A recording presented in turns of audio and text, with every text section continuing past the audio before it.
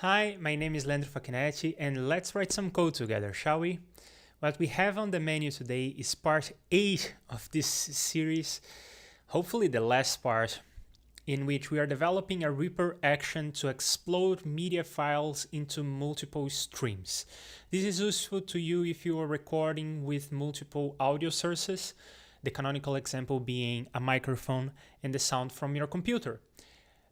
REAPER by default is unable to cope with these kinds of files. It only shows the first stream or track in the file.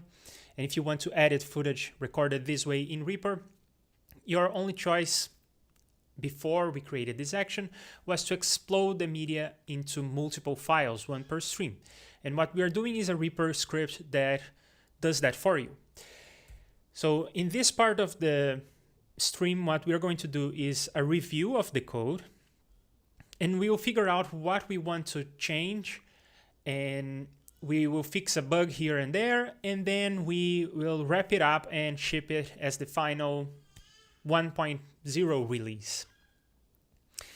Of course, there will still be bugs and we'll fix them in the future. But the plan for today is to finish what we have and ship it. And I said that I would do this part that we're about to do, the code review, off camera, and that I would find what I wanted to change off camera. And I didn't do that. First, because I didn't have the time for it, but more importantly, because I wanted to do it on camera. I think it's annoying when you are watching someone on YouTube and they are doing all the process of creating something and then they just do a jump cut. And here is the finished product. And it looks nothing like the thing that you were watching the person developing. So I didn't want to do the magic off camera. I'm not saying that this is really any magic, but I didn't want to do it off camera. So some of this stream may be me just fumbling around and thinking, do I want to do this or that? Anyway, let's jump into the code review and finding things that we need to fix. So the first line here is the first lines here are things that we want to remove, because this is just a warning saying you should probably not be using this action. It's still in development, but now it's no longer in development. We are preparing this for shipping, so I'm removing that message. Now let's see, this is the line where I am constructing the command that we will use to explode the media files into its components. We are using ffmpeg as a dependency for this. That's the tool that actually does the conversion of a multi-stream file into multiple single stream files. And ffmpeg is a command line tool that we are calling from our action, and we are shipping ffmpeg along with the action. So when you install this rescript, you get ffmpeg along with it. And I made it this way because it is the simplest installation story. Just go to repack, add my repository, and you'll be able to run the tool. Let's see how ffmpeg is being called here, or how we are finding the ffmpeg command. First, we are quoting this because ffmpeg may be on a path that has spaces in it. In fact, in my machine, there are spaces in the name of this file. So I can come here to options and show REAPER resource path. And this will show the whole path. And you can see that application support has a space in it. So when calling this from the command line, we will need quotes. And as I said, we are shipping ffmpeg along with our REAPER script, so it will end up in the directory where my configuration lives. So this is the directory where the configuration lives, the one I just showed you in Finder. That's the one that we are getting here via the REAPER API. So if you have your REAPER configuration on another directory, this will find the directory. And then data and liafac ffmpeg. So I'm installing this command line tool as data when shipping this with repack. So it will end up in the data directory, and this is the name I'm giving ffmpeg, so it doesn't clash with the names of other files. So if there is some other extension, I don't think there is one, but if there is some other extension that installs ffmpeg on your data directory, I put my name in here so it doesn't conflict. And then I am concatenating this part, which is, am I in Windows or not? If I am in Windows, then I need to concatenate .exe. Otherwise, I don't concatenate anything. And we tested this in Windows in the previous stream. It works, so I'm not testing it on Windows again. Now, for this next part, I'm checking, am I not in Windows? Because if I am not in Windows, then I need to fix the permissions of this executable, this binary that I have installed. If you just install something with repack, it installs without the executable flag. And without that flag, you are not able to run a command on the command line. We saw this in previous stream. So what I'm doing is I'm checking, am I not in Windows? Because this is not an issue in Windows. There is no notion of permissions for running files like that. It only looks at the file extension in Windows, as far as I can tell. So if I am not in Windows, then I need to fix the permissions on the file. So I'm running a command on the command line that changes the mode of a file, changes the flags associated with the file to add the executable flag to ffmpeg. It has already been quoted, so we can just call it like this. And I'm giving a 500 millisecond timeout on this command execution. So if it takes longer than 500 milliseconds to change the permission on a file and the file system, something went terribly wrong, and I don't even test for this. I don't even test that this command executed successfully, because if it failed, then some later command will fail, and we are checking for the successful execution of ffmpeg later. Next, let's look at the chat. Professor Rogério Coimbra says, hi. Hello. Thanks for hanging out. Hope you have fun. This is a moment where we are shipping something, so it's always exciting. So let's see. Next, we are looking at the number of selected items, because you run this action like this. So I am going to undo. No, this project I cannot undo. I can undo manually, I guess. So you have an item here that we have recorded live on stream, on a previous stream. This is a file that has 3 streams in it, or 3 tracks. The video track of my camera, and 2 audio tracks, one from the microphone, one from the computer. And I can select this, and I can run this, and apparently it did not save, so I'm going to run this again. It gave me that error message, that warning message that I removed in the beginning. So I can save the file, which runs the, or should have run the action. Anyway, I'm gonna click on start. Okay, so it's failing. We'll fix this.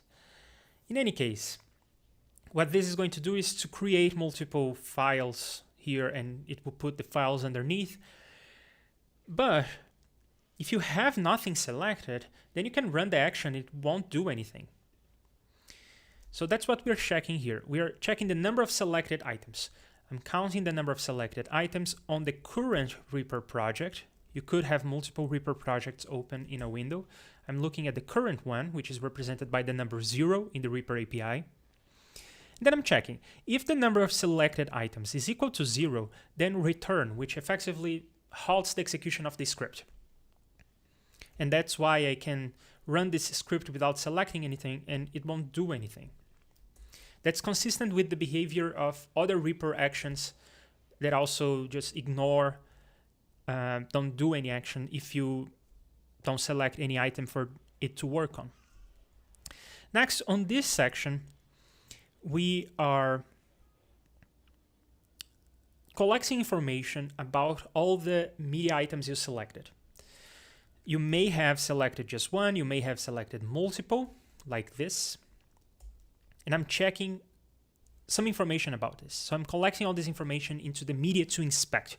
Effectively, what we are looking for is what files are all these media items pointing to, because those are the files that we will need to inspect in order to gather how many tracks or streams there are in the files.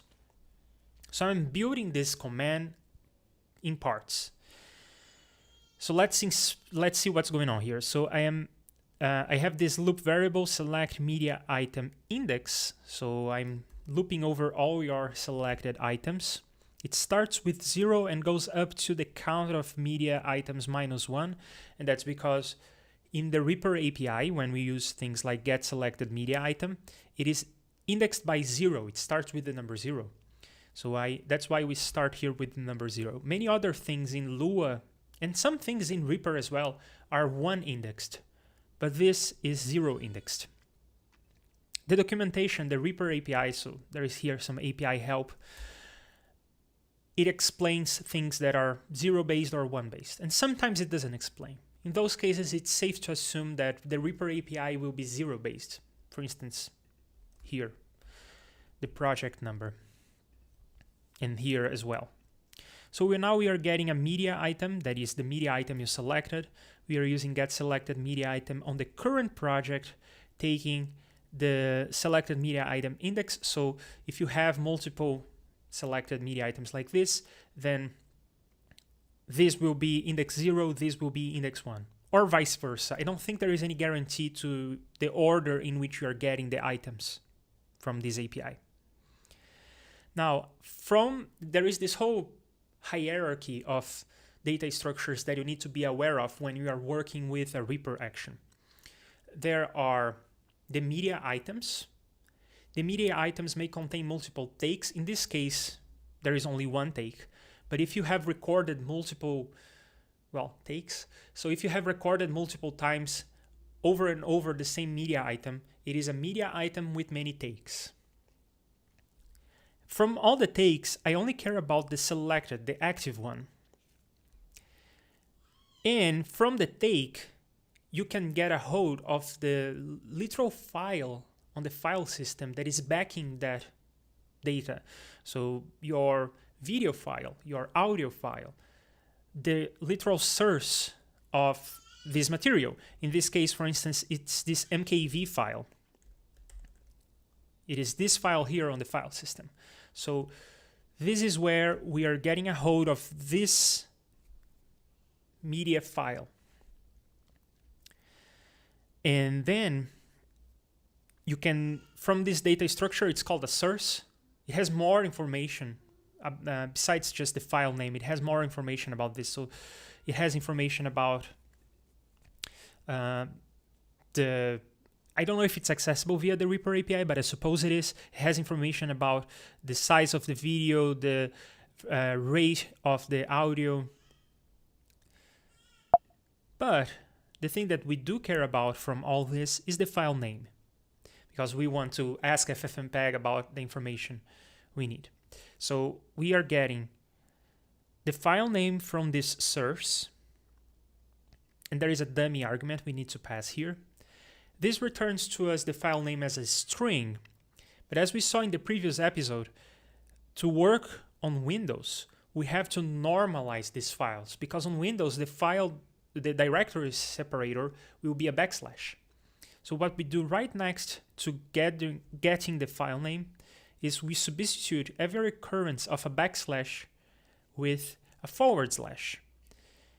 I suppose this is safe to do because both in Windows and in macOS and Linux, you never want to have backslashes or forward slashes in your file names. It will just mess everything up. So I'm working under the assumption that your file names and directories will not have a backslash or forward slash in them, so it's safe for me to transform the Windows format into a macOS format.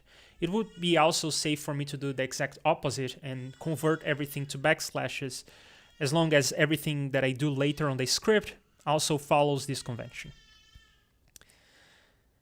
Okay, so next we will insert into the table of medias to inspect a data structure that holds not only the media item, but also the file and a list of streams in that file. Later, we will run an ffmpeg command to gather data from the number of streams in the file, and we will put that data right here in this list. Then we are starting to build the ffmpeg command that we are going to run on the command line to get that information for us. So far we have collected the information about the media items on the timeline. Now we are going to build an ffmpeg command to find information about the files. And we start so this is going to be a list of command parts. So we are building a string effectively. We are building a string that is the command that we want to run. And we are building this string in parts. So we have a list of strings that we start to build over here, and then that we actually use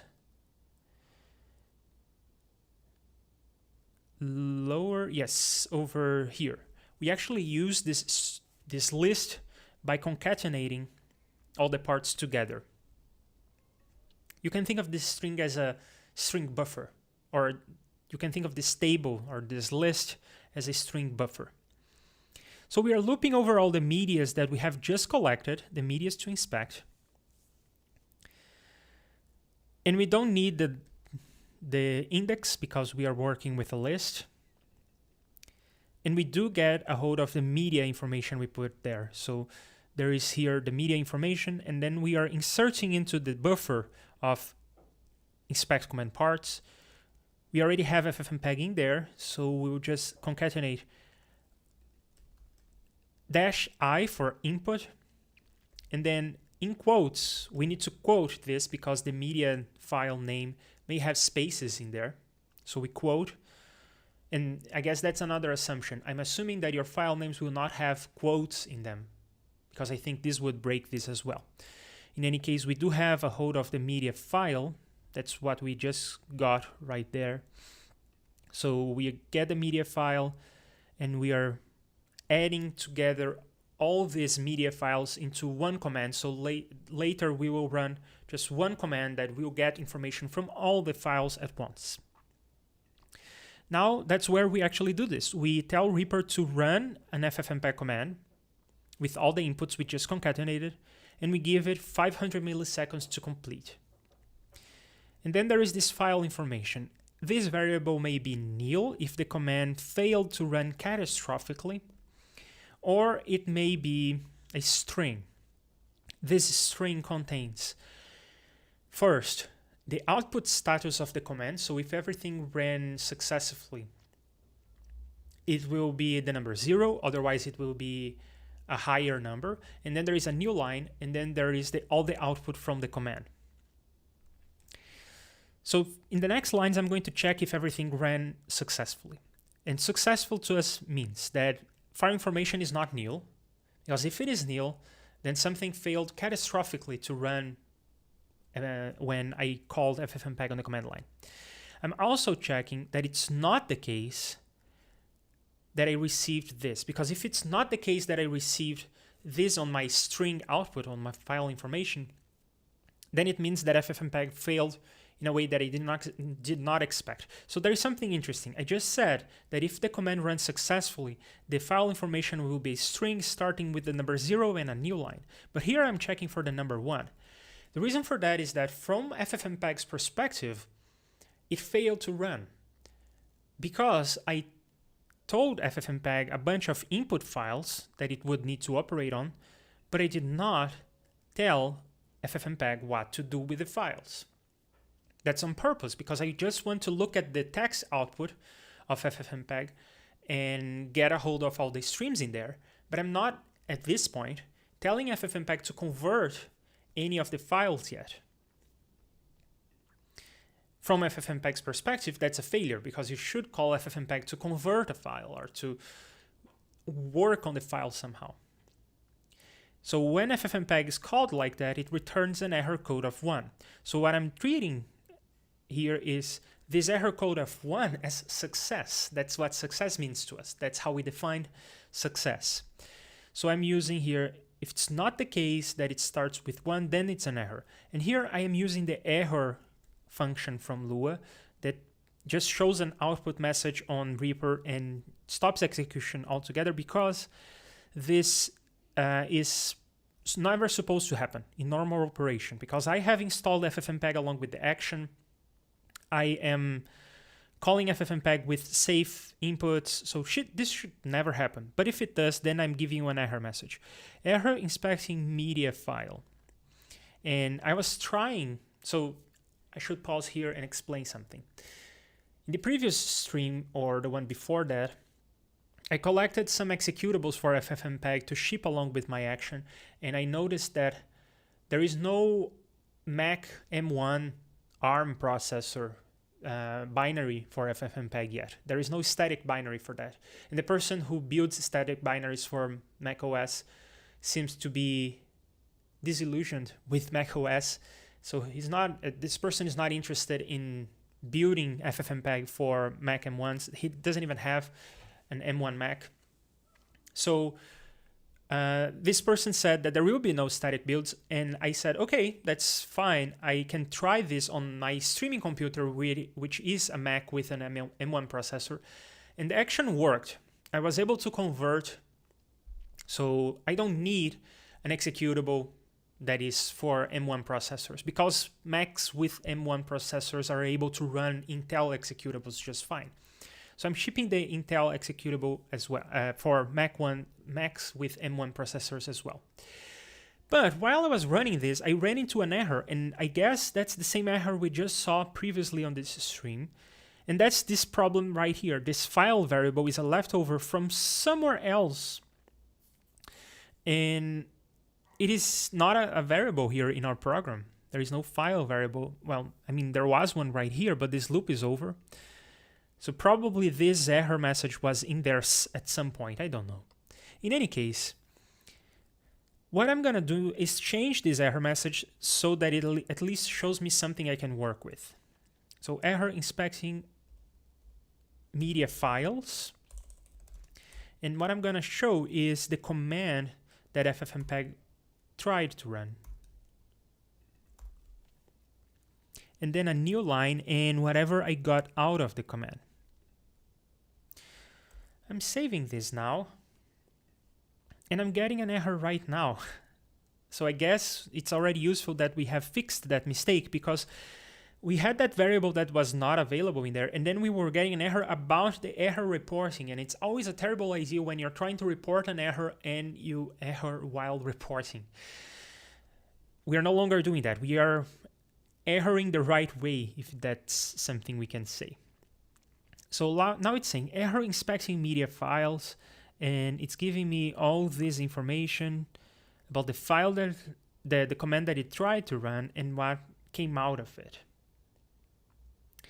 So the first thing I want to do is just try to run this from the command line and see what we get. So on the command line, this works.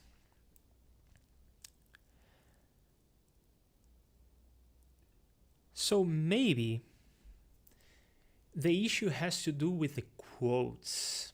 I ran into this problem before when developing another REAPER script that depended on calling commands from the command line. Okay, I'll try out this idea real quick. Or maybe not. So I can try to fix this right now, or I can continue and see what are all the other mistakes we need to fix and then try to fix them later. I guess that's what I'm going to do. I'm going to leave here a fix me. And this invocation is failing here, but succeeding on the command line.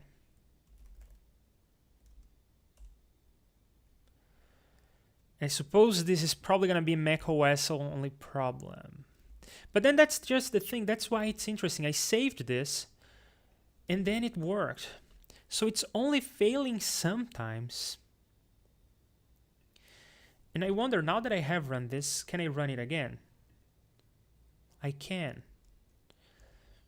I wonder if this has anything to do with the mode of the file. To test this, I can go to Library, Application Support, REAPER, Data. And here I can check that the ffmpeg file is executable, but I can change the mode to remove the executable flag from this file. And then when I check it again, the executable flag is gone. There is no X right here. Now I'll try to run the REAPER action again and see if we get that error. It seems like that may be the issue. And what's interesting is that the file mode has changed. And now if I run this again, then it will work. No, it doesn't work. Now I run it again. It fails with a different error message.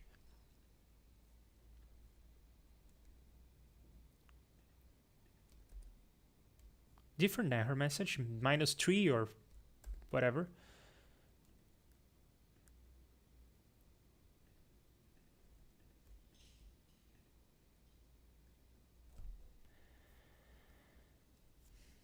And just to make sure,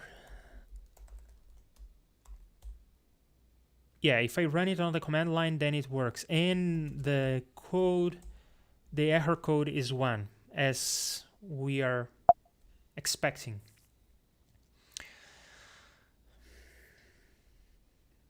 That is a weird problem to run into, because it works some of the time.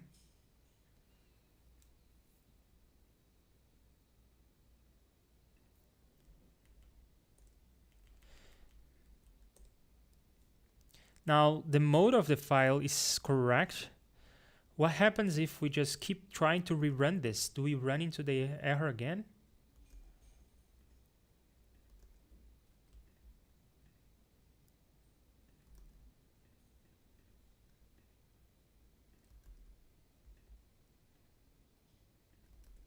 Remember when I said in the beginning of the stream that this was just going to be me fumbling around and trying to fix weird errors? Yeah, that's a weird error. Okay, I'm gonna try to reproduce this by changing the mode again.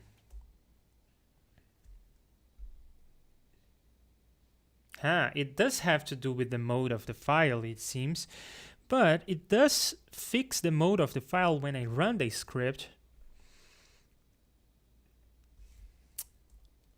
And I have used this technique before in another script of mine. Okay, whatever. I'm going to say that this invocation is failing here, but succeeding on the command line. It seems to be related to the mode of the file, and not the quotes, as I was expecting initially.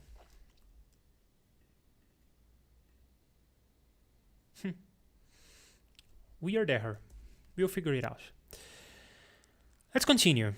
So at this point, we have checked that the command has succeeded, and we are able to produce error messages that you don't fail while trying to produce the error message. Let's continue. Now we are parsing the text output of ffmpeg. So we are parsing this output to... Oh, you know what the issue could be? The timeout. Maybe the issue is the timeout, and that's why it is failing and succeeding randomly, because sometimes it's fast and sometimes it's too slow. So what I'm gonna do is wait for 10 seconds.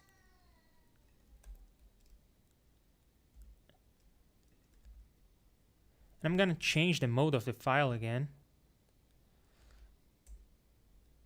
I can't help but try to fix the problem. It's a weird puzzle. I want to solve it. So let's see. We are at this point. We select multiple files. On the command line, I'm going to double check or triple check. Yes, the file mode is incorrect. The script will have to fix the file mode. I'm going to run it. And there you go. I think that the problem was the timeout. It wasn't generous enough. So 10 seconds should be enough. I could also disable the timeout, which is something I do later on the script. So maybe if your machine is too slow and takes too long, or if your files are too big. Yeah, number 0, disabling the timeout. So when you're running ffmpeg, I don't have a timeout.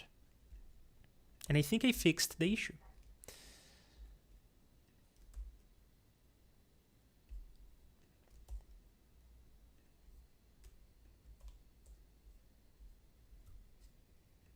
Oh, yeah, okay. I thought I had deleted too many of the tracks, but I still have my test track. And I selected these guys, and then I run, and yeah, it just works. So the problem was the timeout. Fair enough. No timeout for ffmpeg. Continuing, Then this part, I'm parsing the text output of ffmpeg and getting the information about the streams. So for instance, in this file input, I have two inputs. They happen to be the same file, but I have two inputs and they output the different streams like this. So I'm parsing for lines that look like this: stream, and then pound, and then a number column, a number, and then either video or audio. Now, what I'm doing is, on the file information string, I'm looking for lines that look like what I just described, that have this shape of stream, and then a pound, and then a bunch of numbers, a column, and some numbers, and then something else, whatever else, because I have, in my tests, produced some weird output where there was some weird text here before the column, so I'm not checking for the column, I'm checking just for number, column, number, and then whatever else. Everything else that is not a number. And then I capture this whatever else. As you can see, I have parentheses around this part of the Lua pattern because I will want to check whether this is video or audio. And I will do different things to video and audio streams. So I'm doing the file information bit. I'm getting with gmatch, a global match, all the occurrences of this pattern. This is a Lua pattern, by the way, not a regular expression. It does look like one in some ways, but it does not look like one in other ways. Like the D and plus is very much a regular expression kind of thing, but the percent sign as opposed to a backslash is more of a Lua pattern kind of thing. And this is like an asterisk with a question mark right after it. It's an arbitrary number of characters, any kind of character, but do this search eagerly as opposed to lazily. Stop on the first occurrence of a new line, effectively. That's what this is saying. So I'm getting all these lines. I'm getting all the lines that have this shape. And then I'm checking. This is the number that is the input stream. This is the number of the input. We have multiple inputs. This is the number of the stream, which is right after the column. And this is the rest of the line, which I'm calling the description. Then there is this string match for whether this is video or audio. I'm just matching on this rest of line. So I'm matching on this string, for instance, and I'm checking if you have a video column substring in there. If so, I'm saying that this is a video file. And then I'm putting into the stream. So remember, we had this medias to inspect situation here. It had a list of streams in there that was initially empty. We are populating that list. We're getting the medias to inspect at the input plus 1. So we have here a medias to inspect list in Lua. And this list is 1 based. It starts with the number 1. But in ffmpeg's output, the inputs start with the number 0. So I add 1 to that. And I have to convert this number, which is, for now, a string with the number 1 in there. I'll have to convert that into an actual number to do arithmetic with it. And then I do the medias to inspect. I get that particular input. I get that streams list. And then I insert a new element, which is video. So I'm putting a table in there with this isVideo key and whether this is video or not. So this has two purposes. The first is, of course, I am getting the information about whether this stream is input, this stream is video or audio, but more importantly, I'm getting the number of streams in there just by the number of elements that will end up in this list. And that's going to be useful later, of course. Next, I am going to build a command, an ffmpeg command, that instead of just inspecting, it will in fact call ffmpeg to convert the files, extracting those streams from the file. So the procedure is similar. I am going to do some collection of information here that is similar to this collection of information. Then I am going to build a command here similar to how I built a command for inspecting right here. And then I will run the command like I'm doing here. I was running the command and checking the outputs. Here I'm going to run the command and check the outputs. So we are kind of already know the structure. Collect information, build a command, run the command, and check the outputs. That's what we're going to do.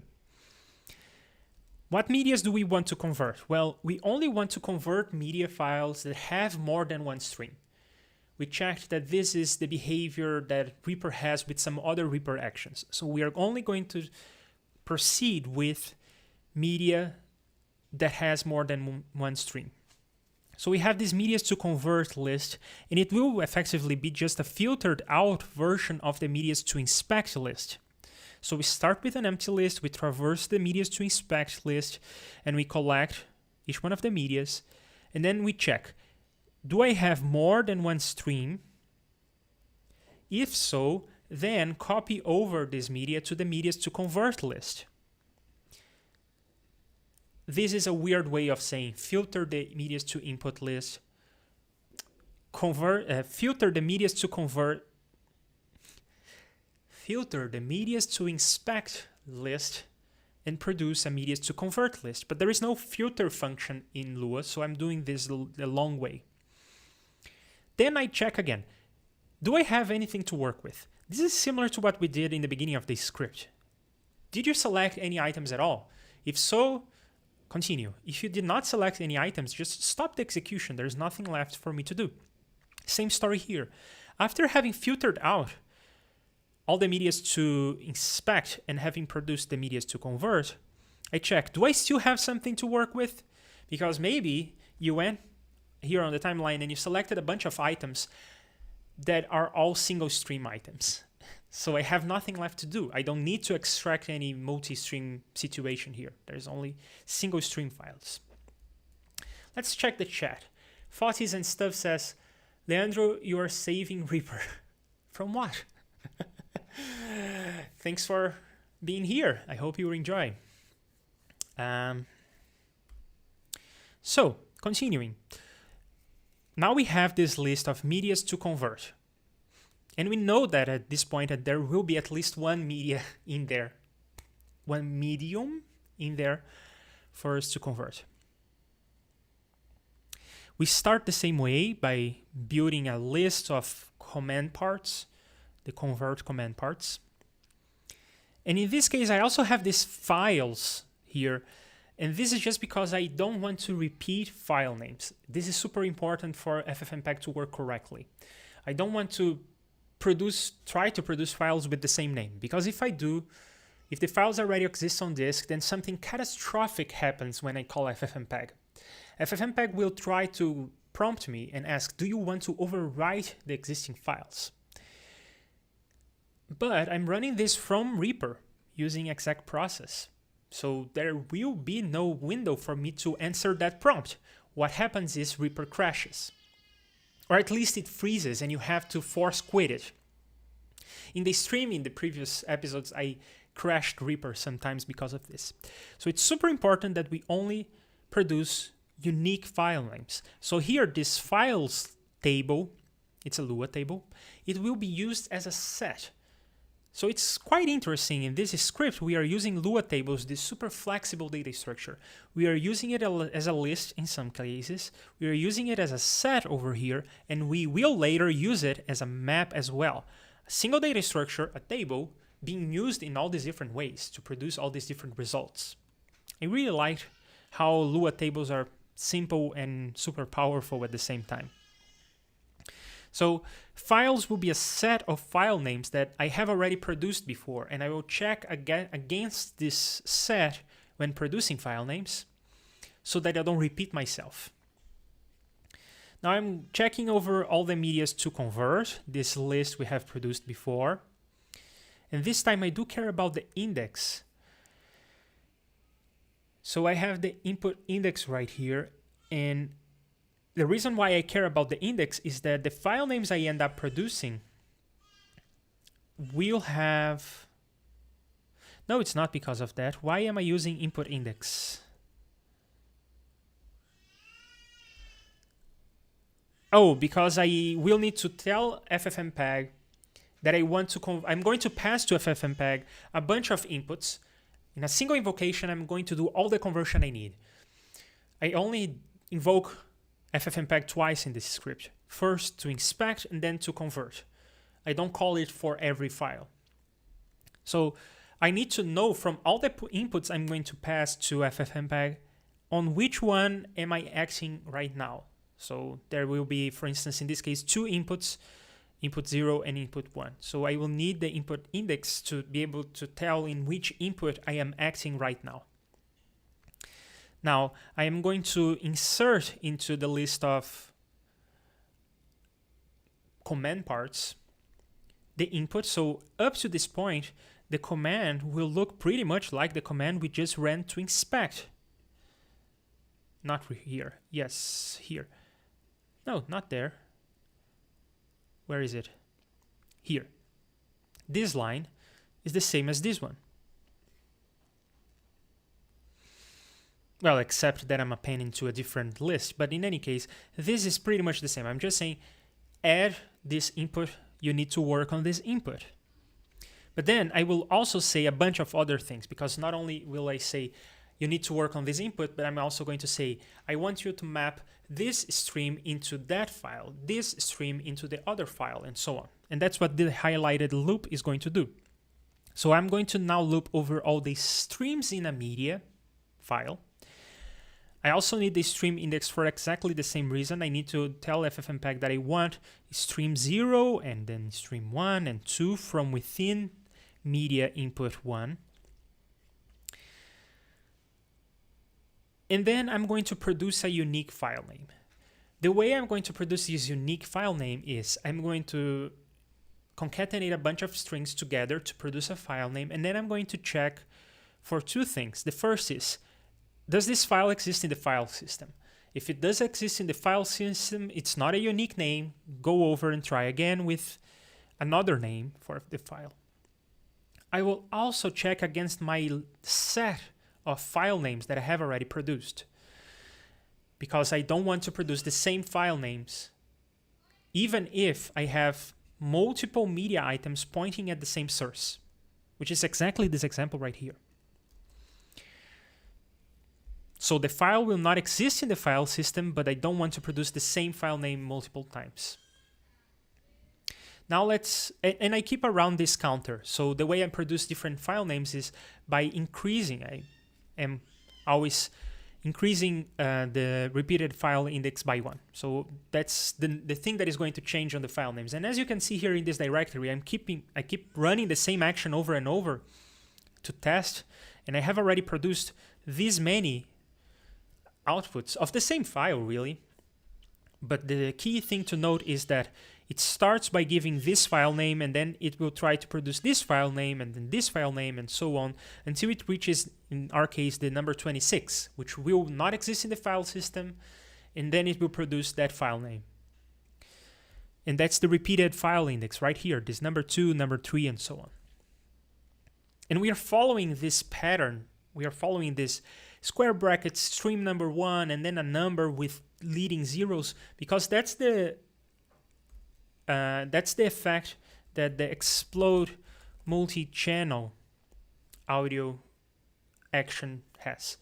So we are in many ways copying the behavior of this guy, but in our case we are not exploding multi-channel audio, we are exploding multi-stream files. So here, if you have a stereo file, it will produce 2 mono files. And in our action, if there is a multi-track audio file, it will produce multiple stereo files maybe. So the hierarchy is there is a media file. The media file has multiple streams. One is your microphone, one is your computer, sound. And then each stream may be stereo, quadraphonic, a mix, doesn't really matter. Now let's look at how you produce a file name. You concatenate a bunch of strings, as I said. The first string is the media file, and I am replacing something. No, I'm just matching something here. Oh, okay. So what I'm doing here is I'm I'm removing the extension. So if you give me an input file with the mkv extension, I take out the .mkv part of this. So the way I do this is I string match on the beginning of the string, a bunch of whatevers, until the last slash, the last one because I am using star here, that will match up to the last time you find a slash. Then I also want everything up to a literal dot, and then whatever else. I'm going to ignore this part. So this is where the mkv would be. So I'm ignoring the dot and the mkv in the end of the string. And everything else in parentheses is what this match function will return to me. So it will return from the beginning of the string everything up to and including the last slash, and then a dot and whatever else in this string. And you know what? Looking at this, I don't think I actually need this part. I don't actually need the slash. What I actually need is just from the beginning of this string, everything up to the last dot, and then ignore the dot and whatever else comes later. I think this will work just fine. Then I put the square brackets stream and then the number of the stream converted to a string. Close square bracket, and then I check, do I have this repeated file index equals to 1? Because if so, I don't want to put the 1 in there. Look at how the first time I converted, it did not put a 1 in there. The second time it put a 2 in there. So now it's checking, do I have a repeated file index of 1? If so, don't put anything in there. Otherwise, put the repeated file index, this counter that we have going on. Also put a space, but more importantly, put the repeated file index in there, and put some leading zeros so that it's 3 characters. So % means this is a format string. D means digit. This is the number of digits that we want to print, more specifically 3. And this is left pad, this with zeros. And the last thing we concatenate is, if this is a video file, .mp4, otherwise it's an audio file, .wave. So this loop will guarantee a unique file name. From there, we want to store this unique file name in our files set, so that later when we are going around this loop, or even this loop, we don't end up producing equal file names. So we are collecting that information into the set. We also store this information into the stream, because this will be useful later when we're placing the media items in the timeline. So our stream here is that big data structure that is the media to convert data structure. The stream is in there, and we are collecting the file that has been produced by us in the conversion step. We are storing that there. Then we are using table insert to build this command part. So we already have the input right here. And now we'll say to ffmpeg -map the input index. So this is our index coming from here. It starts with 1, but ffmpeg wants this to start with 0. So we subtract 1 from here, and then column, and then we subtract 1 from the stream index as well for exactly the same reason. And then we check, how do we want to convert this? If this is a video file, we want to convert this by just copying the stream into a new .mp4 file. We don't want to do any conversion really, we just want to do some extraction. If it's not a video file, then we do want to convert. And that's because Reaper doesn't handle very well the compressed file formats you would usually find on audio streams in video files. So if you have a .mkv you have recorded in OBS, that's my example right here, OBS is going to record in AAC, a compressed format, similar to MP3 if you If you don't know AAC, you probably know MP3s. The problem is we could just copy that stream out of the file and produce an audio file that is a .aac. That would be fine. The problem is, in my experience, when you edit these files in Reaper and you cut some part of the footage, the audio and the video go out of sync, and I have no idea why, but it seems like Reaper is unable of dealing with the synchronization of compressed file formats. That's why we produce WAV file formats. And then when we are not specific about the codec we want to use, so we are not using the copy codec, ffmpeg is going to look at the extension of the file and determine that we want a WAV file. So we don't need to say anything if we are converting an audio file. Then we put a space and the file name that we want to convert. So after this loop, ffmpeg we will have built a command for ffmpeg to run. Then we run this command without a timeout, because as we just learned, ffmpeg may be slow. And you know what? Since we are not using timeouts anywhere, I'm going to look for all the execution exec process, and I'm going to take out the timeout. And I think there is only 3 instances. Yes. So I'm going to take out this timeout as well. There you go. No timeouts for exec process. For consistency, I guess. It's kind of unsafe to run things without a timeout, but I don't think we will run into any issues. At least not with Shmod. We may run into issues with ffmpeg and then Reaper will just freeze, but that's just the nature of the game, because I don't know how long this command is going to take anyway, since it will be literally converting audio files, which is relatively fast, but nevertheless not instant. So convert command result, we'll look whether it's nil, and this time we'll check for the 0 in the beginning of the string. So if it's nil, or it's not the case that the string starts with a 0, then it means conversion failed. And then I toString this, which is, I guess, sort of similar to the other error message I showed right here. Error inspecting media files. Conversion failed. Error converting media files. And then here I showed you the command and then a bunch of new lines and then the file information. So I guess I'll do the same here. Error converting media files, I'll concatenate to new lines and then a toString of the convert command result.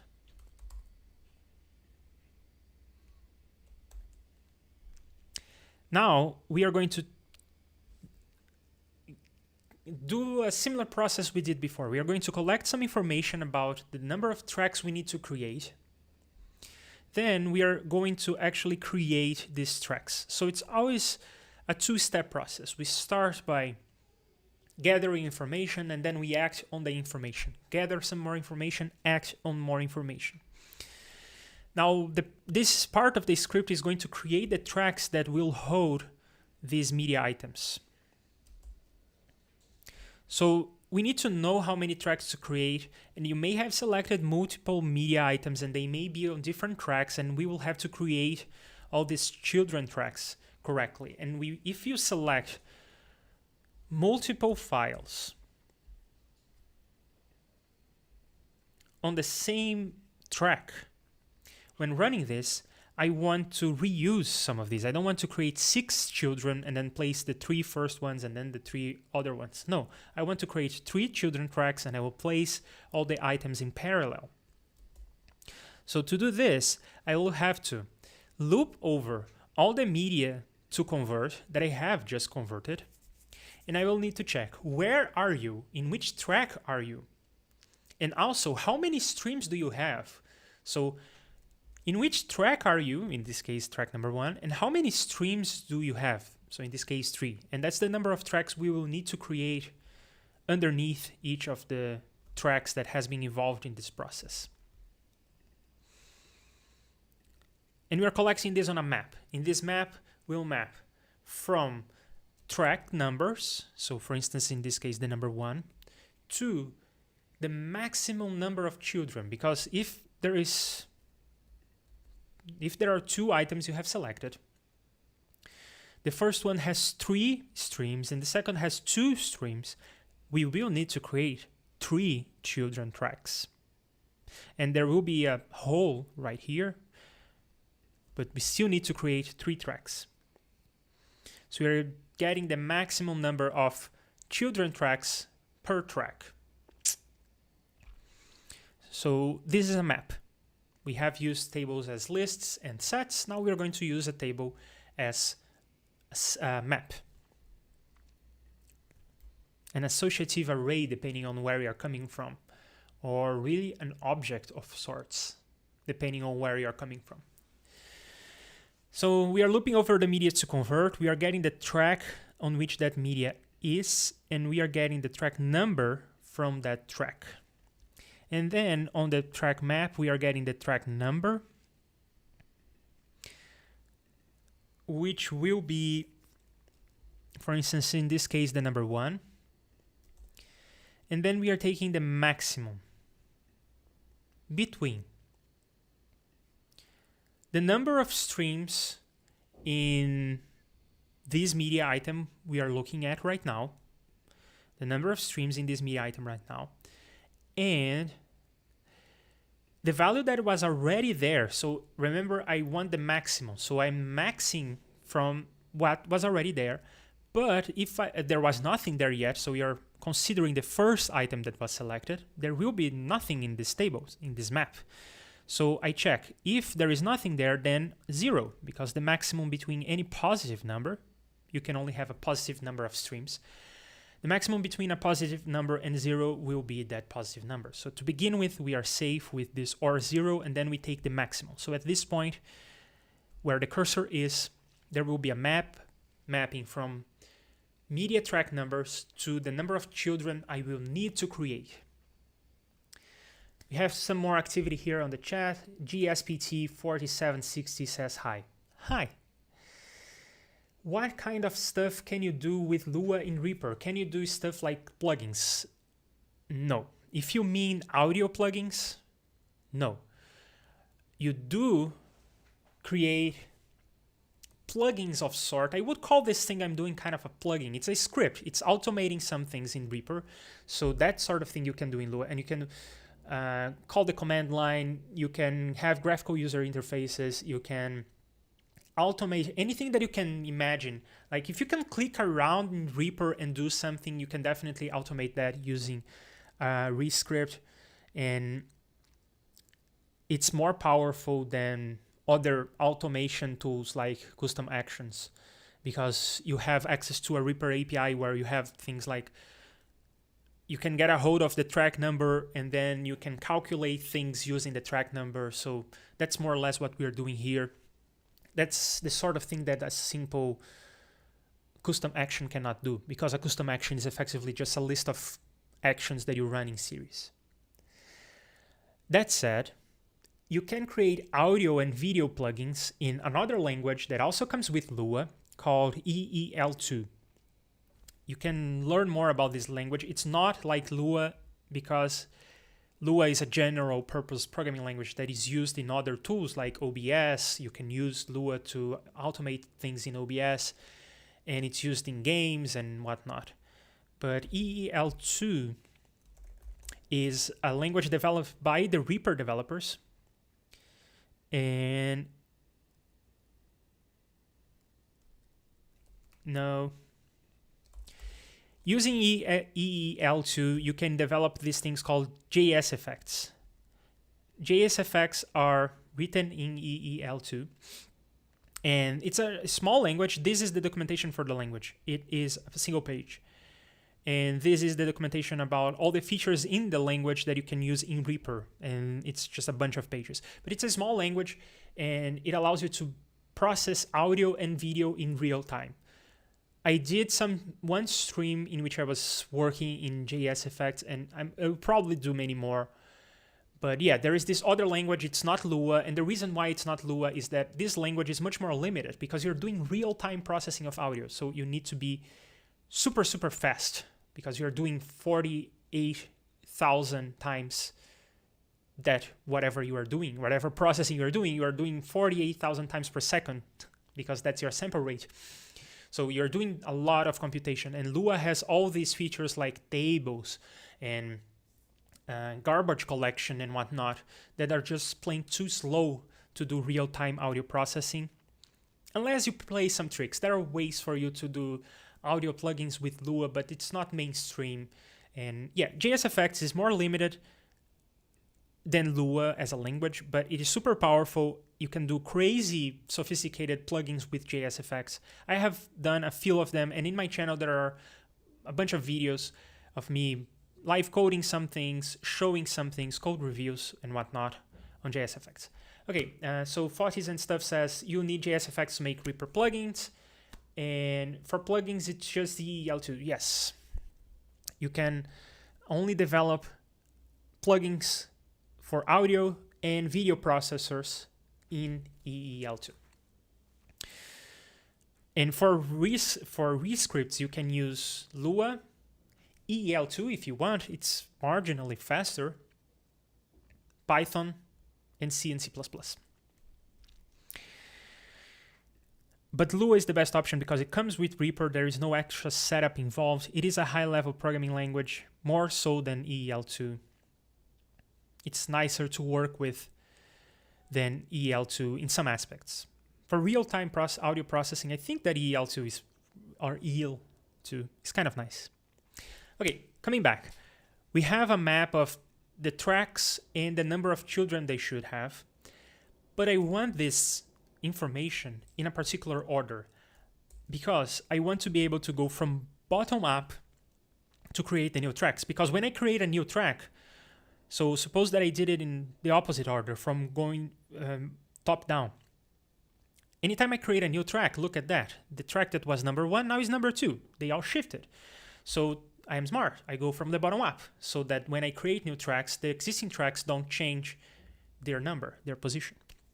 So now I'm going to create a tracks to create list, which is an ordered version of tracks to create map. And I'm doing this map first because there is no guarantee to the order in which I will have, I don't think so. There is no guarantee to the order in which I will have the media items here on the medias to convert. So I'm doing a map first, and then I'm doing a list to order these from bottom up. Fotis and stuff says, I have to go, Leandro. See you in our next live stream. All right, see you. Thanks for catching up. And you can always watch the video later if you want. All right, so tracks to create list. I will loop over all the elements in the tracks to create map that maps the track number to the number of children to create. Very explicit variable names. And then I'm inserting into the list a table. It's kind of weird. I'm doing some handstanding here. I'm going over a map and I'm transforming the map into a list in which the keys become elements in this table that I'm building right here. And the reason why I needed a map in the first place was because I wanted to have this notion of take the maximum off. But now I convert this into a list of items that I do that so that I can use table sort. That is how you can sort a list in Lua, but you cannot sort a map. There is no way for you to sort a map in Lua. But there is a way for you to sort a list. So I take my map, convert it into a list that has all the fields, so both the key and the value from the map. And then I sort the list. And I sort the list so that it is in reverse order. You can see that I'm using a greater than, so I'm flipping the order. So now I will have the lowest track coming first. And now I'm going to loop over that tracks to create list, and I will start creating all the tracks I need. I will not place the items there, I will just create the tracks. And that's where I'm creating the tracks. Now, I'm looping over a variable that I don't care about because the intent of this loop is not really to do any computation with this variable. it's just to run this command a certain number of times. So I will loop over starting from 1 and up to the number of tracks to create, number of children tracks to create, and I will insert a track at index, the index being the current track number. So I give the index, for instance, the number 2 in this case, so it will create a track right here.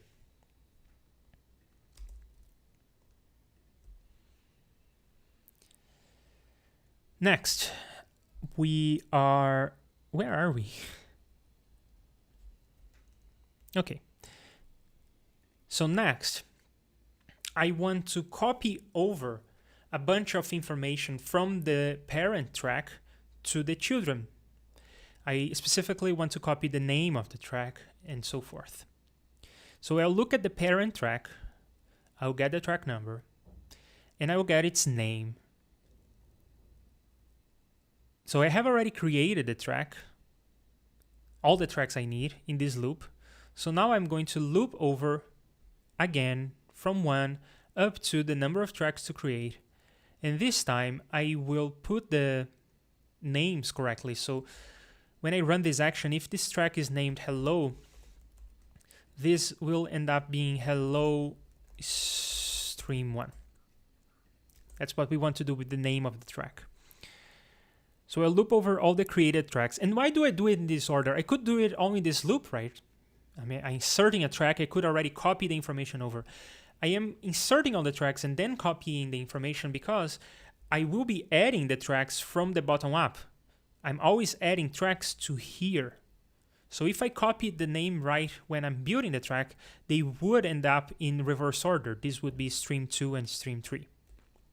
So first I create all the tracks, then I loop over them and I assign the names. So to stream 1, 2, and 3. So I'm getting the parent track name, and then I'm looping over the children again. So I already looped over the children here. Now I'm looping over it again, but this time I care about the index because I want to get the track that is the parent plus the index of the children relative to the parent, -1 because REAPER counts starting with 0.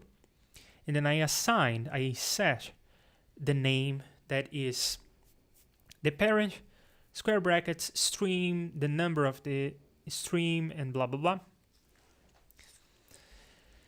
And then I have, at this point, created all the tracks and named all the tracks. Now I need to set the folder depth so that the tracks become children of the parent one. So I want it to look like this. So now I look not at the name of the track, but at the folder depth. If the parent is a folder itself, then the track depth will be 1. If the parent is not a folder, for instance, in this case, when we started, the parent is not a folder. We have created a few tracks here, we have named them, but the parent is not a folder. The parent is just a regular track. So its folder depth is 0. If the parent was the last child of some parent, like this, then its depth would be, in this case, -1. If it was the last of not one parent,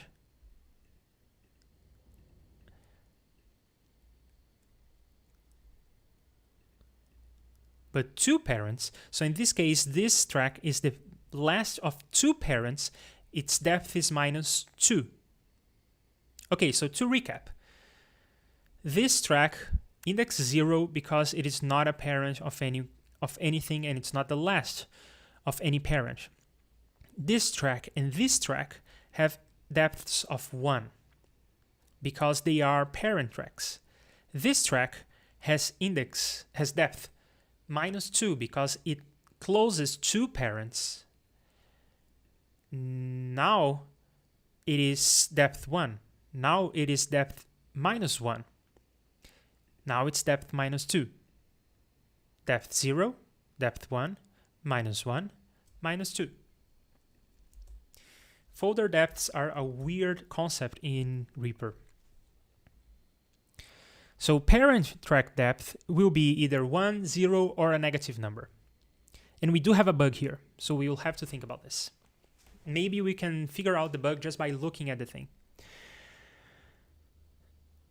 So we are getting the parent track folder depth, and we are setting the parent track folder depth to 1, because regardless of what it was, now it will be a folder containing the children, these 3 new tracks we are creating to hold the children, the streams that we are extracting. So this will be a parent. So now I hard code, I set the folder depth to 1. Now we look at the last child track. So in this case, this track right here. And the last child track is the track number plus the number of children to create minus 1. That's the track number, for instance, 3 in our example. The number of children to create is 3, so it gives us the number 6, but REAPER indexes things starting with 0, so we subtract 1. That's our last child track. And then we set the folder depth of the last child track to the parent track depth minus 1. I believe this is where our problem is. Let's think about this. If the parent track was a regular track, like this, then we would like, the parent was a regular track like this, but it became a parent like this. So we would like this to be, oh, actually this example is wrong, because we need another track here for, track numbers are weird in REAPER. Okay, so this is our situation. We have here hello now as a track that is not the last, before you take in account that we are creating these children, so maybe at this point.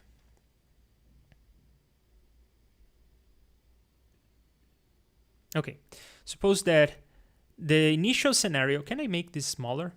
Yes, like this. So the initial scenario is hello is a regular track.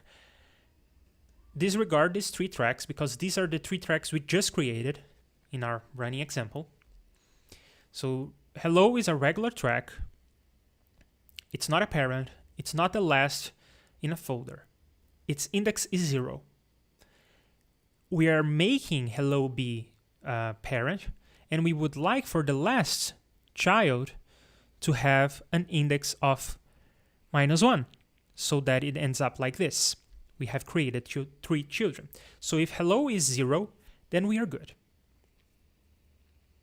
What happens if hello is a parent?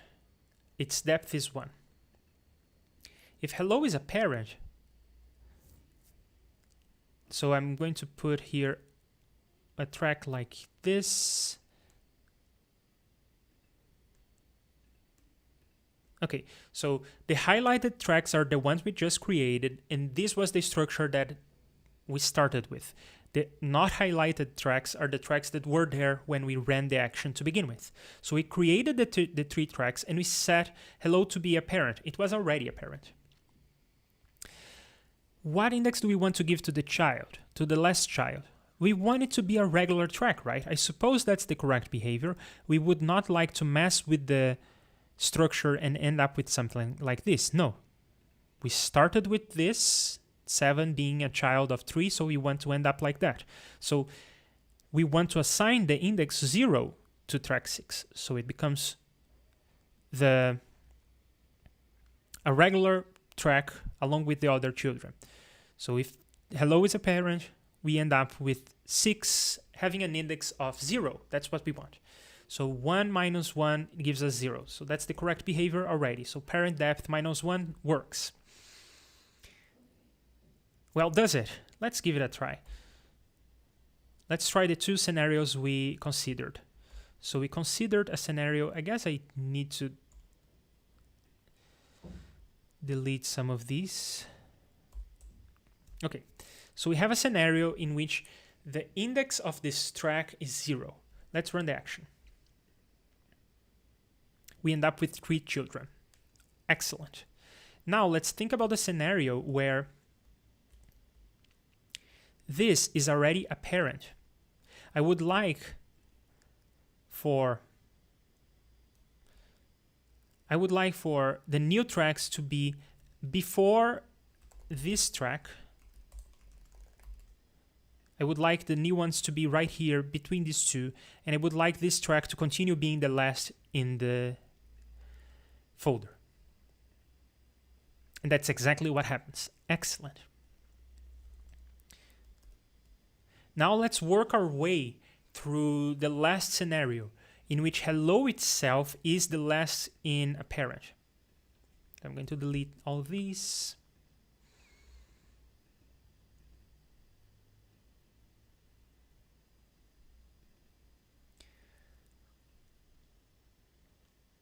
So we have here hello as the last in its folder. So its depth is -1. What I would like to happen is for 3 new tracks to be created, put under hello, so hello becomes a parent, and this guy needs to close the last 2 folders. So it needs to close hello, but it also needs to close this one because I don't want 7 to become a child of anyone. So I am not a child.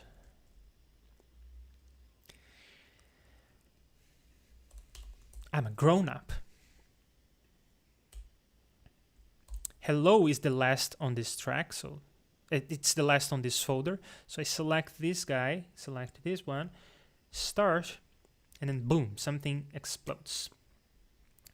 Bad argument number 1 to add media item to track. On line 135, let's go to Visual Studio Code because the editor in REAPER, which we have been using so far, doesn't give you the line numbers. So let's go to line 135.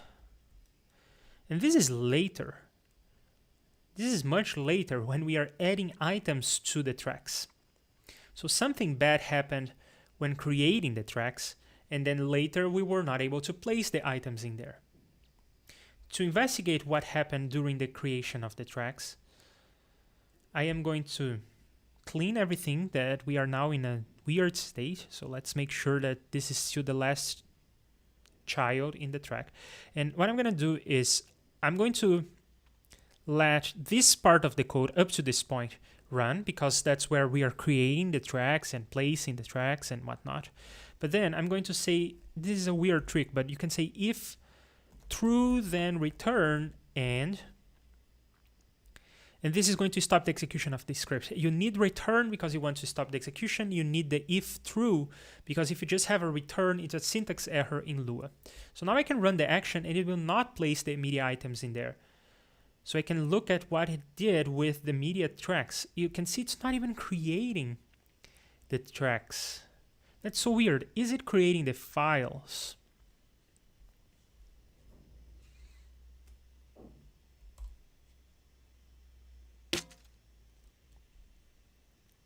Select the media item, start. So it took a while. It seems like, yes, it is creating the files. It does know what files to create. That's what I expected because this has nothing to do with everything else. And then it gets to this point where it should insert track at index, and it doesn't. It doesn't insert the tracks. I wonder why that would be. So let's try to manually run the action or the line that we would like to have run. Right before our if true, return and blah, what we are going to do is a line that looks like this in which I will hardcode what I expected to have happened. So let's see. So insert track at index 0, 1, 2, 2.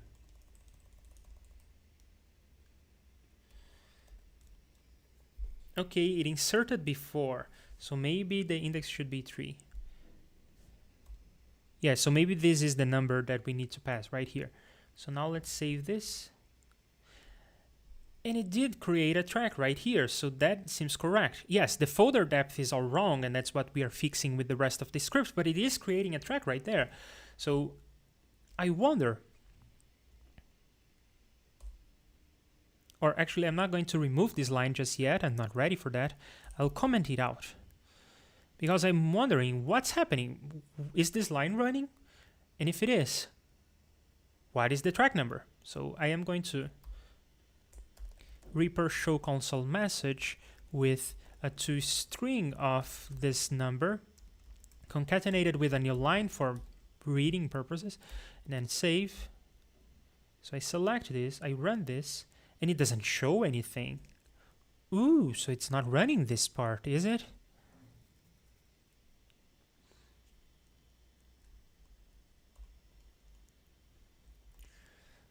Let's debug further. I will say just hello. Hello is showing up.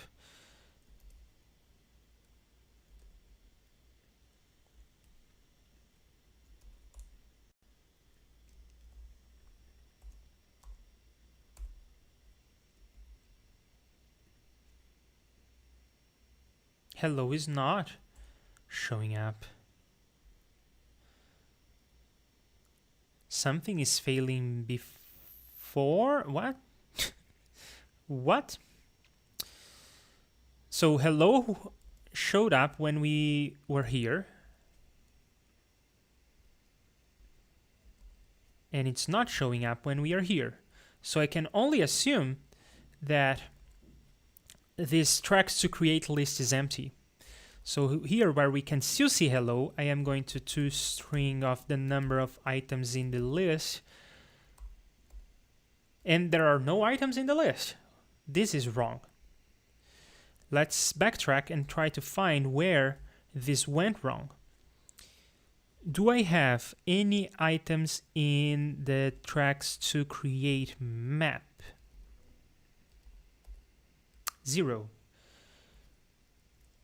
Come on, that's too weird.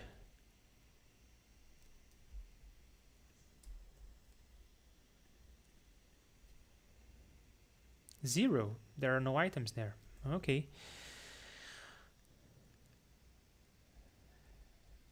Do I have any medias to convert?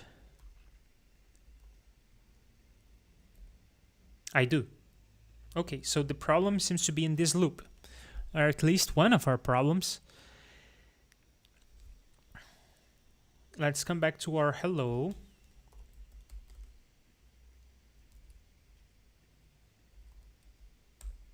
We do see hello.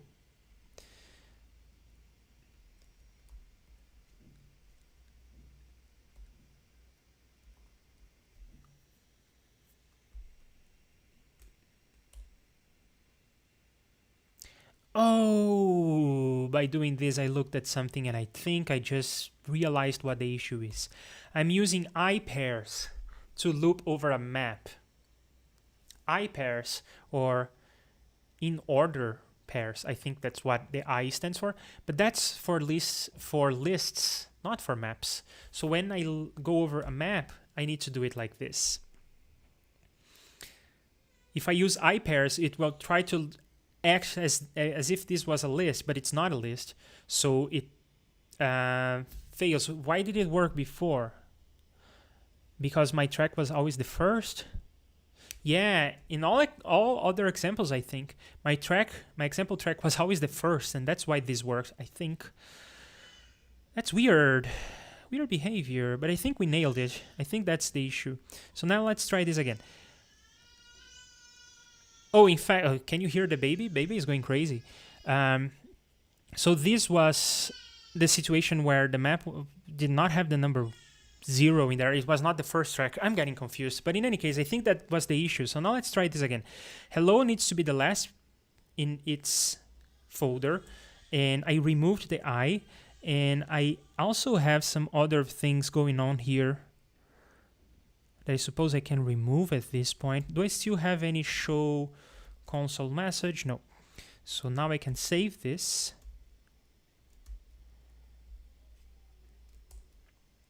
and it did create 3 tracks underneath. I am not a child is not a child. 3 tracks underneath. Last child becomes a parent, and this guy becomes a last child in both the parent and its parent. Whew, I think we nailed this. And then we can remove this fix me, because it does work when the track is a child track. Okay, I changed a bunch of things in this script, so let's revert and test all 3 scenarios. My track is a regular track. It's not a child, it's not a parent. So I can save the script, which will run it. It creates 3 children. Perfect. I can undo. And now I let hello be a parent. Now I expect some tracks to appear here, right before here, or whatever. So I select the same item, or maybe I select both, and I run start, and then I have all the tracks before here. Excellent. Now I undo. What happens if hello is the last on its parent? So I'll drag hello here. So now hello is the last track of its parent folder. Select both, start. Now I'm not a child, this is still not a child. All these 3 are in the right place. I'm moving on. I think this is fixed. The last part of the script is the medias to convert. I need to put them in place. I need to actually put the media items in here. So I'm looping over all the medias to convert. I'm getting the media track. It may have changed because other tracks may have been created. So its track may have changed. The track number may have changed. Its position. I'm gathering now information that I will need to copy. So I'll need to copy some information from the original item to the children. And I'll now gather this information. I'll need the position, if it's here or here, the position, the length, and I will need the offset. So you can offset the media information in the media item. So this is the original situation. This is the beginning of the video and the end of the video, but I can shift it. So the media starts playing in the middle, and then it right here starts playing from the beginning again. Just a shift in the content of the video. So I need the position, I need the length, I need the offset.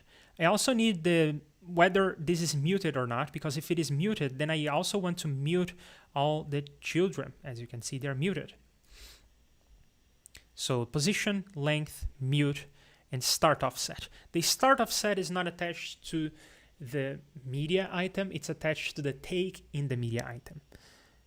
So we get the active take again. So now we're just getting the information, length and mute and start offset of the take. And then we loop for the number of streams in that media.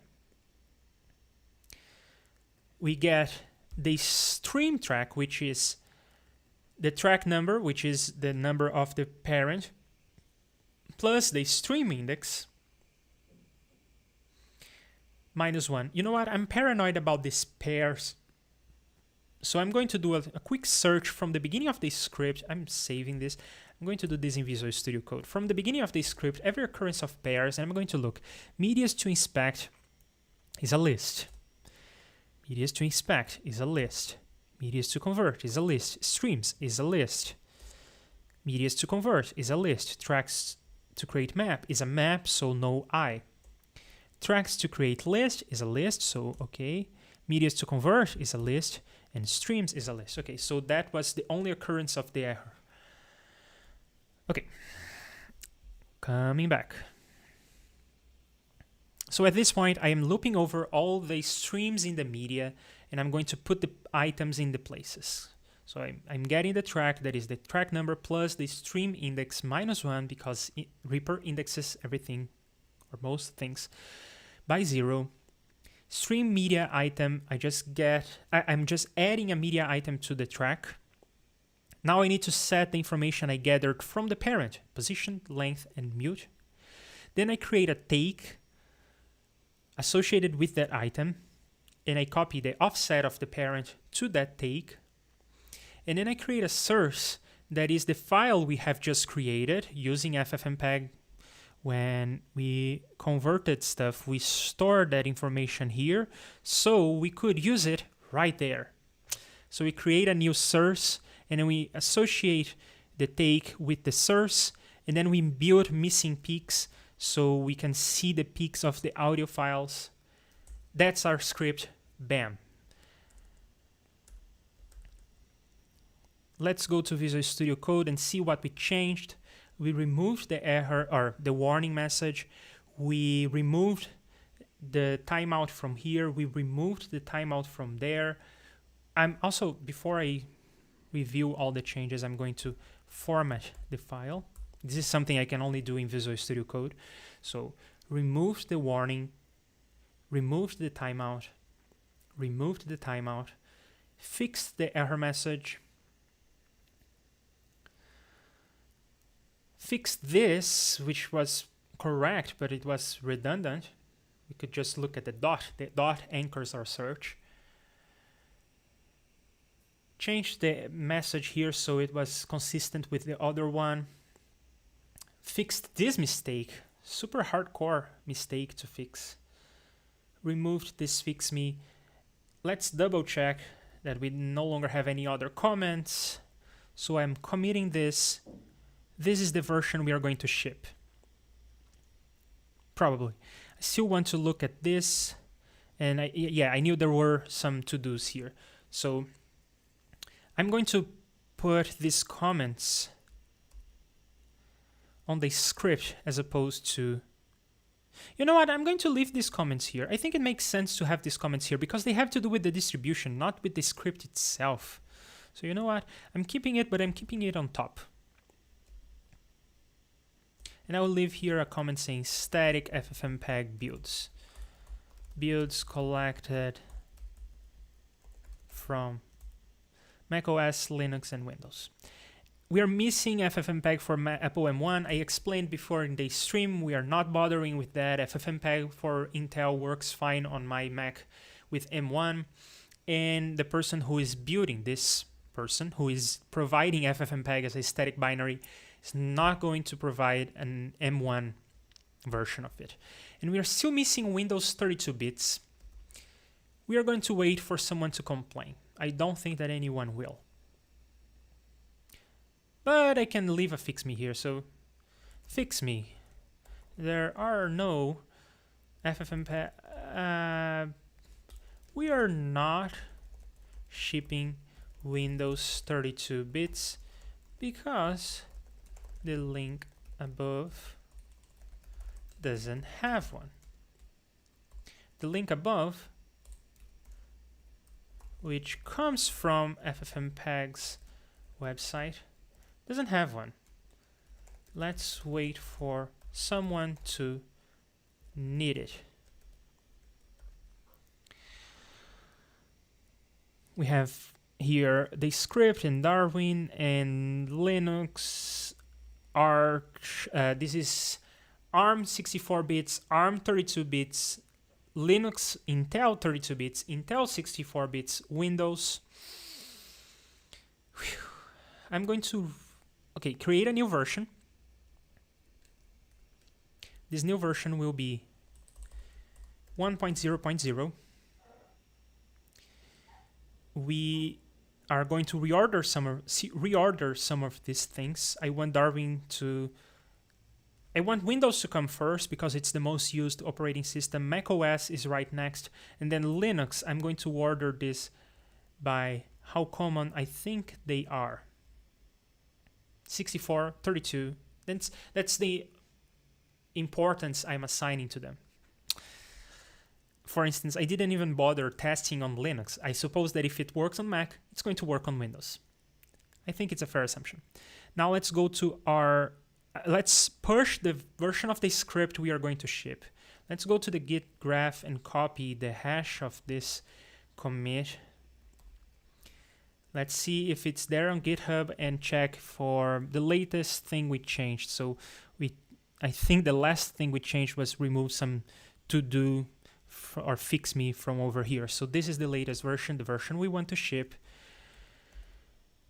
We are about to ship this. I'm getting excited. We have version 1.0.0. Let's push this to GitHub. Come back here to Reaper. The script has changed because I have formatted it. Let's close this. I'm going to open the actions menu, and I have, you will not, but I have two versions of this script. And that's because I have the development version and the version we are shipping with Repack. We had already some preliminary versions there. So let's edit this first one and check its name.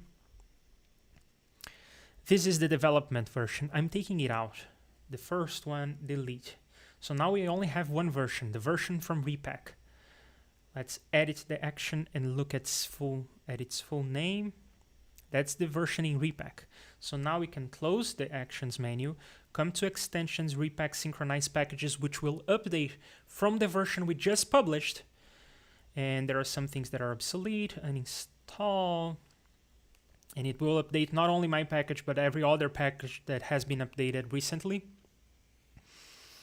And it's taking a while because it's downloading ffmpeg. Okay, let's look for our new action. Where is it? Here it is, version 1.0.0. Okay, so now for the final test, delete all these children. Unmute one, but not the other. Select both tracks, go to the actions list. Find the action that was just updated. Explode, run. It works. Yay, we are done. This is the end of the series. That's it. We shipped the action. Thank you all for watching. I hope you learned something. In this session, we debugged a lot of things. We did a code review. I showed you everything about this action from beginning to end. Much of the reasoning that went into the way the action works. Thank you all for showing up. Starting on the next stream, I will have a fixed schedule because I have confirmed that all the gear works. Streaming from my machine is possible. The quality of the video and the audio is to my standards. And I am having fun doing these things. Up next, the thing I'm going to stream is probably going to be some JavaScript work. I'm going to move from Reaper to JavaScript. I think it's time that I give some attention to my project called Kasha for packaging Node.js applications. I think that's what we're going to do next. I will have a schedule. I don't know what the schedule is going to be, and I'm not sure how I'm going to publish this schedule, but we are just getting started here. It's a small community. Anyway, thanks for joining me on this ride. I hope you had some fun, you learned something. I'm going to now share this script with some people who I think will need it in the Reaper forums. And that's all for now. Thanks for watching. Make sure you subscribe to the channel, support me on Patreon and PayPal, show up for the chat. It's always fun to have company. And I see you on the next one, which will probably be soon. Maybe tomorrow, maybe Monday. We'll see. Goodbye. See you on the next one.